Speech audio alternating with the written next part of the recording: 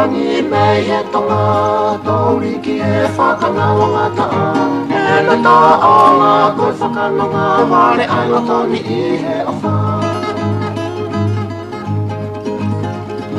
Nā me i ngā tō pia whakamau, o ai he sila aho a manatu. Ke o me te ilo e hea, o pupui ma ai la toni he manatu. Ave ai lo toni he manatu, ai a whani kua ulu sino e te a.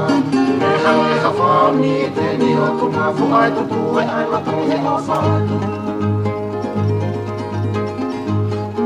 Mai e ni mosi o ku o whaanga, koe toki me a me te kingaka.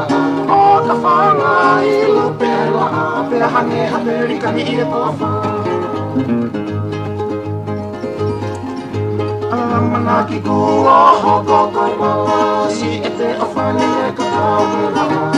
E ki nahe whisi ai nā ua, whaka amo ki a whanua ke tūta. Lata ni kua wāo whi mai ma te, waka ngā e ko awha mawai. O nā toa atoa o ngā maupe, ai awhani e ne whakaware ware.